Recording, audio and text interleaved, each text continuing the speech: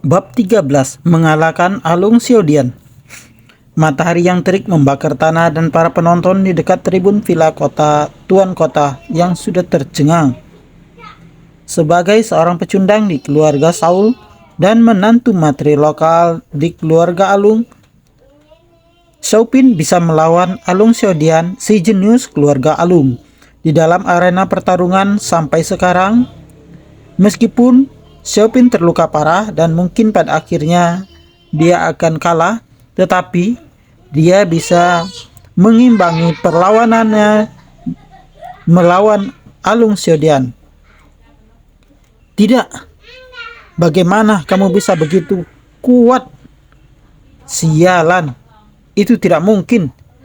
Semakin lama Alung Xiaodian bertarung, semakin dia terkejut. Dia tidak menyangka ternyata Xiaopin bisa mengimbanginya.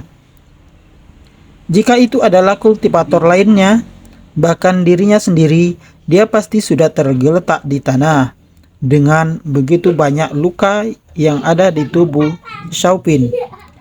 Akan tetapi, pecundang yang ada di depan matanya masih berdiri dengan tegak dan bisa terus bertarung, mengimbangi pertarungan dan serangan yang dilakukan oleh Alung Xiaodian.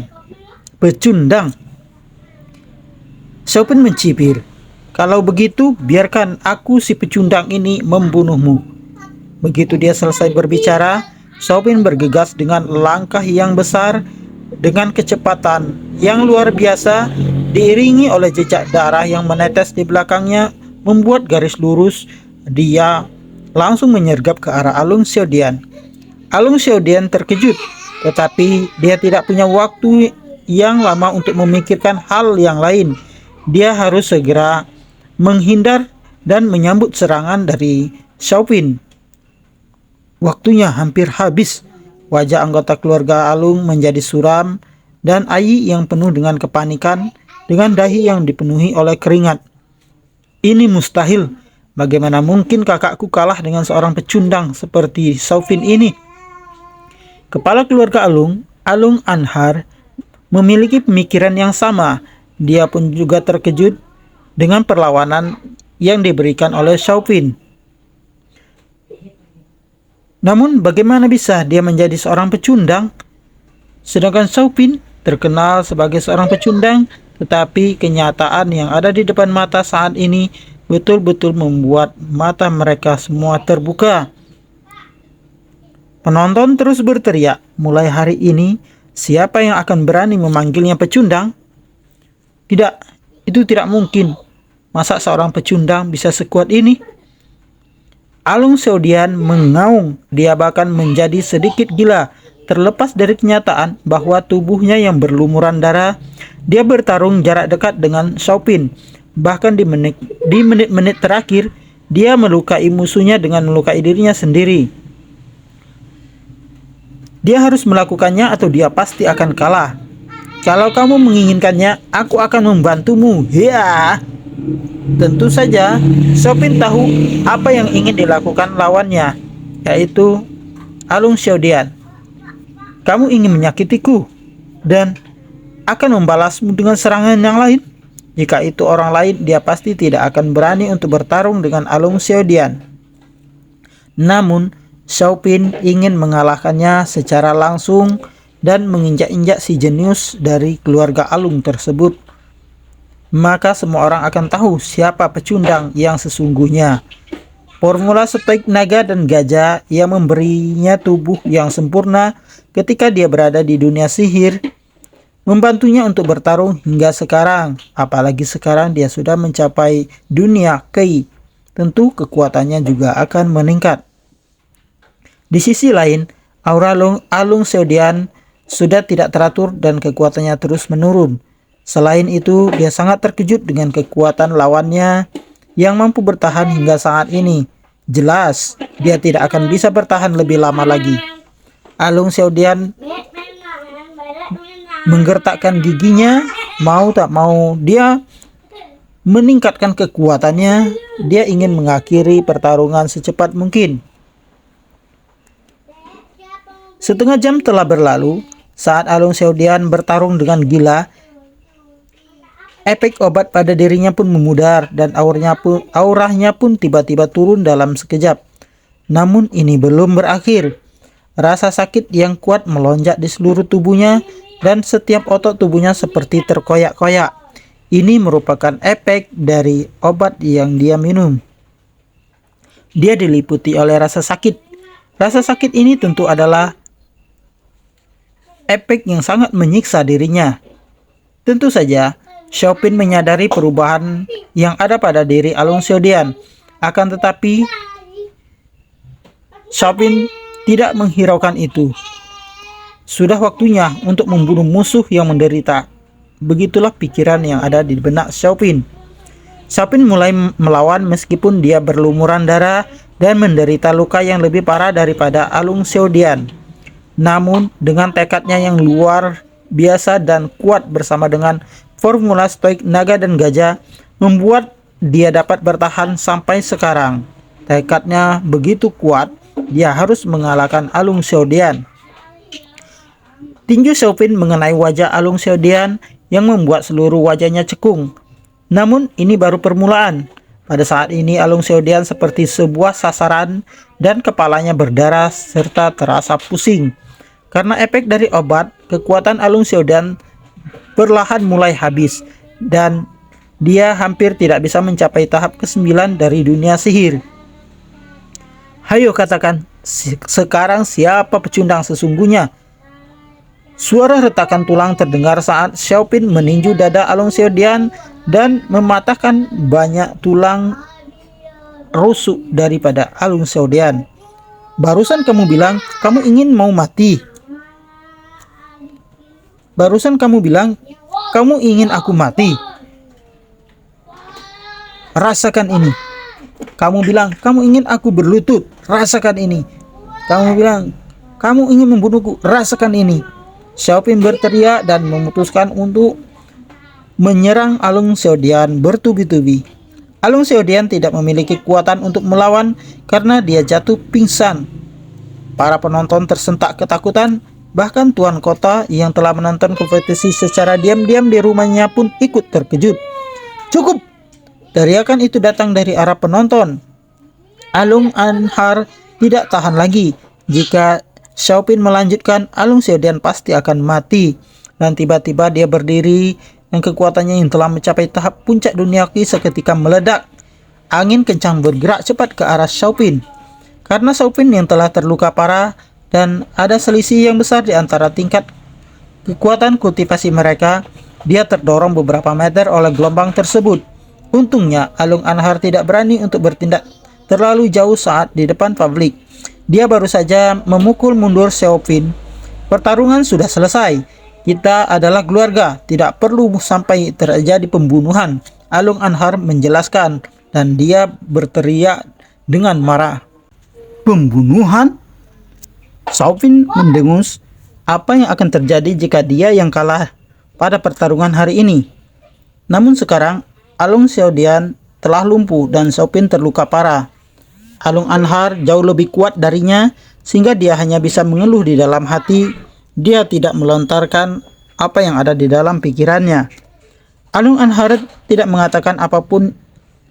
Keluarga Alun telah dipermalukan pada hari ini, tetapi yang paling penting saat ini adalah terlebih dahulu menyelamatkan nyawa Alun Xiaodian. Dia berbalik membawa Alun Xiaodian pergi bersama anggota keluarga Alun lainnya. Di atas panggung, Xiaopin memuntahkan seteguk darah. Pertempuran barusan banyak menghabiskan tenaganya dan dia sudah terluka parah. Apa kamu baik-baik saja? Meina bergegas ke panggung untuk memeriksa cedera pada Xiaopin. Xiaopin melambaikan tangannya menunjukkan bahwa dia baik-baik saja. Lalu dia pergi turun dari arena bersama Meina. Kerumunan meledak menjadi gempar. Tidak ada yang mengharapkan hasil seperti ini. Xiaopin, si pecundang itu, ternyata bisa memenangkan pertarungan pada kali ini. Setelah kembali ke keluarga Alun, Xiaopin langsung memasuki ruangan rahasia untuk berkultivasi di pengasingan dan menyembuhkan dirinya. Dia telah terluka parah dalam pertarungannya dengan Alung Seodian. Jika dia adalah seorang kultivator biasa di dunia Qi, setidaknya dia membutuhkan 1 bulan untuk pulih. Namun dengan berbagai jenis eliksir yang terdapat di dalam diagram bintang, tidak sulit baginya untuk memulihkan dirinya sepenuhnya secara cepat. Xiaopin duduk bersila di dalam meditasi.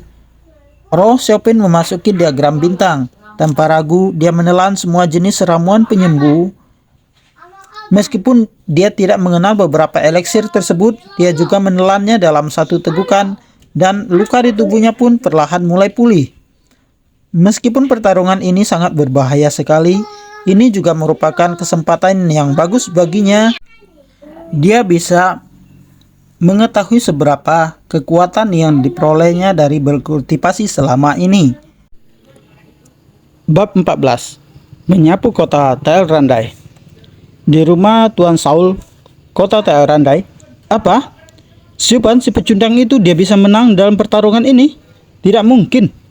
Mendengar laporan dari kepala pelayan, Tuan Saul benar-benar terkejut dan tidak percaya bahwa itu benar. Itu benar, Tuan. Berita tersebut sekarang menjadi viral. Dia adalah kepala pelayan keluarga Saul. Dia telah melayani keluarga Saul selama lebih dari 30 tahun.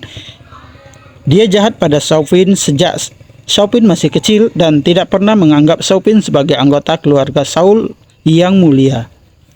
Tidak mungkin bajingan itu baru mencapai tahap kedua dunia sihir ketika dia pergi tempo hari.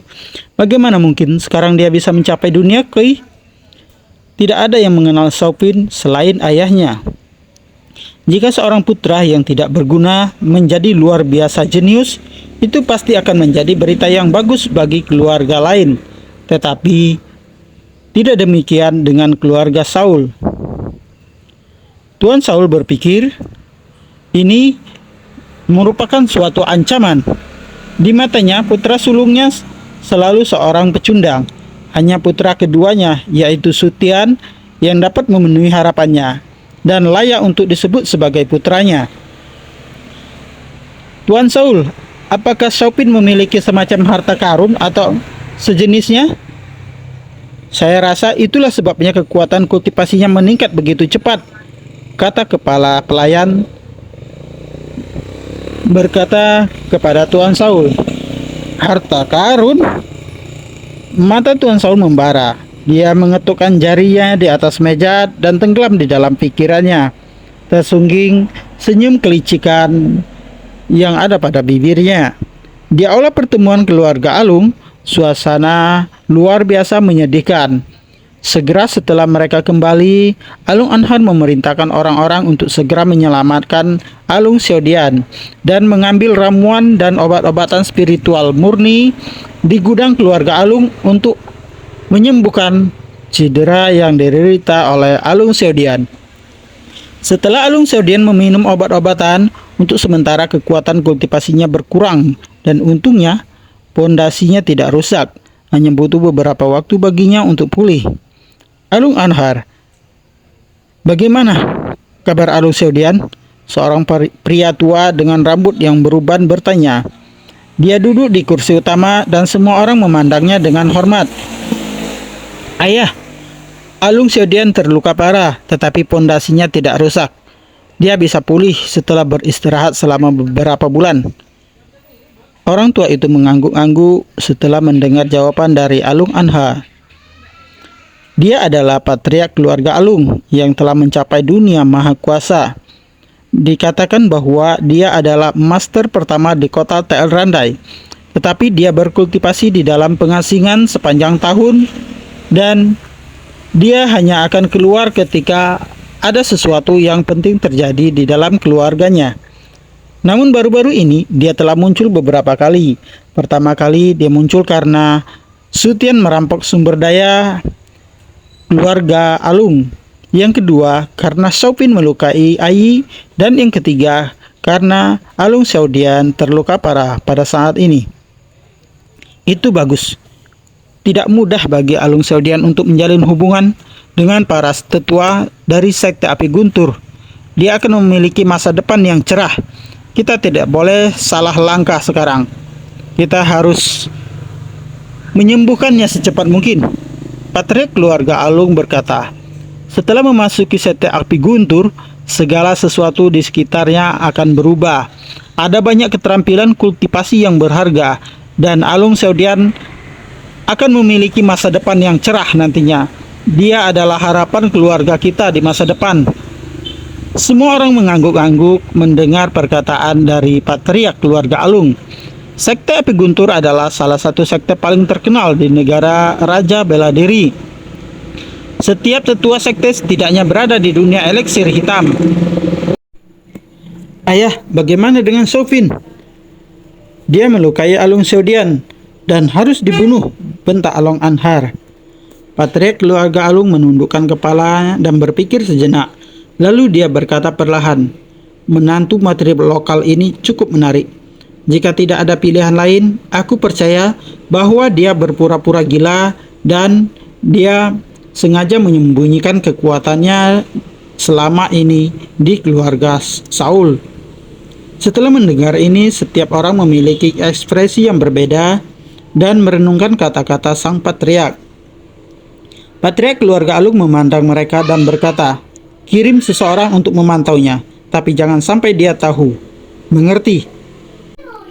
Pantau perkembangan yang terjadi kepadanya dan jangan melakukan apapun tanpa sepengetahuanku. Mengerti? Baik, Ayah. Tuan Anhar mau tidak mau dia harus mengikuti apa yang diperintahkan oleh Patriark keluarga Alung. Di ruangan rahasia, Xiaopin telah berkultivasi di dalam pengasingan selama sehari semalam. Sebagian besar lukanya telah sembuh dan auranya kembali menjadi normal. Akhirnya dia berhenti ketika dia mencapai tahap puncak pertama dari dunia Qi. Sudah waktunya untuk mencoba menghancurkan bintang kedua, pikirnya. Di dalam diagram bintang, Xiaopin memanggil bintang kedua. Di dalam dunia diagram bintang, ukuran dan ketangguhan bintang cukup acak dan bervariasi. Setiap bintang adalah ujian bagi Xiaopin di setiap tahapnya. Hanya ketika dia mencapai tingkatan tertentu, maka dia bisa menghancurkan bintang-bintang dan mendapatkan harta karun yang terdapat di dalam bintang tersebut. Aura Xiaopin melonjak dan kekuatan kultivasinya di dunia Qi berjalan dengan keras. Kekuatan formula stoik naga dan gajah mengalir di lengan kanannya. Dia tiba-tiba melompat dan menghantam bintang yang ada di depannya. Hancurkan! Sambil meraung, sebuah retakan mulai muncul di permukaan bintang-bintang di depannya. Dengan meningkatnya kekuatannya, retakan mulai meluas dan akhirnya bintang itu mulai hancur. Bintang-bintangnya meledak dan Xiaopin kehabisan napas.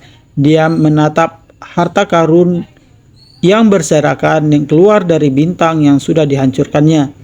Ada lebih banyak batu spiritual dan eliksir daripada bintang pertama yang pecah. Menurut perkiraannya, ada hampir puluhan ribu batu spiritual dan eliksir dengan yang sebelumnya yang belum pernah dia gunakan. Selain batu spiritual ini, ada sebuah kitab suci yang bersinar. Wah, kitab suci apa ini? 9 perubahan seni Qi. Tingkat keterampilan kultivasi yang berada di tingkat rendah di tingkat bumi. Xiaopin tersentak kaget. Keterampilan kultivasi tingkat rendah di tingkat bumi, tak satu pun dari keterampilan kultivasi semacam itu dapat ditemukan di puluhan kota yang ada di sekitar kota Telrandai. Di negara Raja Beladiri, keterampilan kultivasi ini hanya bisa dimiliki oleh 10 sekte teratas atau beberapa klan bangsawan yang kaya raya. Kalaupun tidak, bahkan jika seseorang secara tidak sengaja memperoleh keterampilan kultivasi ini, dia tidak akan bisa mempertahankannya karena akan banyak orang lain yang berusaha merebut darinya. Xiaopin segera membuka 9 perubahan seni Qi untuk melihat isinya.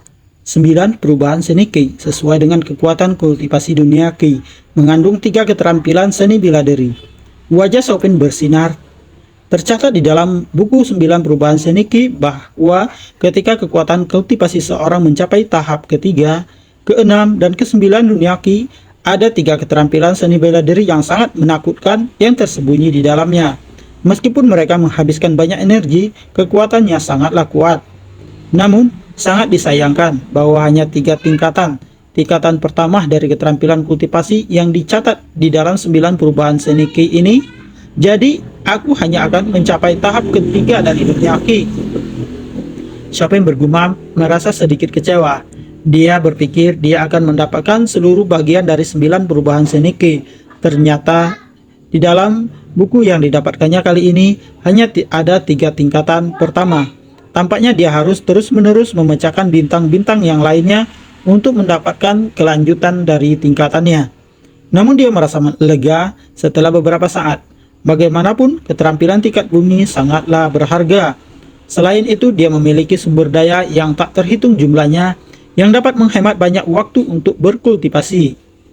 Sayangnya, harta karun di dalam diagram bintang tidak bisa dibawa keluar sehingga tidak bisa dipergunakan di dunia luar. Dia hanya bisa digunakan di dalam diagram bintang. Tanpa ragu-ragu, Chopin pun mulai berlatih keterampilan kultivasi 9 perubahan seni Ki. Dia memusatkan perhatiannya untuk mempelajari apa yang tertulis di dalam buku 9 perubahan seni Ki dengan seksama. Seiring berjalan waktu, 7 hari telah berlalu dengan tenang. Dalam 7 hari terakhir, Chopin telah berkultivasi di dalam pengasingan di ruang rahasia dan tidak pernah keluar sekalipun. Setiap hari, Meina akan mengirimkan makanan dan minuman kepada Chopin tepat waktu, kemudian terus berjaga di depan pintu tempat Chopin berkultivasi. Setelah 3 pelayan datang ke sini, mereka sangat menghormati Meina dan sesekali bertanya tentang Chopin. Namun mereka tidak bertanya lebih banyak setelah mengetahui bahwa dia telah kembali menyembuhkan dirinya sendiri di dalam pengasingan dan Chopin tidak keluar dari ruang kultivasi. Mereka ini adalah pelayan yang ditugaskan untuk memata-matai perkembangan Chopin. Chopin, apa kamu baik-baik saja? Melihat Chopin keluar, Meina berseru. Dia menatapnya dari atas ke bawah dan merasakan perubahan auranya dan sedikit terkejut. Dia juga terlatih, namun karena dia tidak memiliki bakat dan dia tidak menyukai kultivasi secara alami, dia hanya mencapai tahap keempat di dunia sihir. Sehingga dia sangat terkejut melihat peningkatan kultivasi yang diperoleh oleh Chopin. Aku baik-baik saja. Bagaimana keadaan di luar belakangan ini? Chopin menjawab dan balik bertanya sambil menyunggingkan senyum. Bersambung.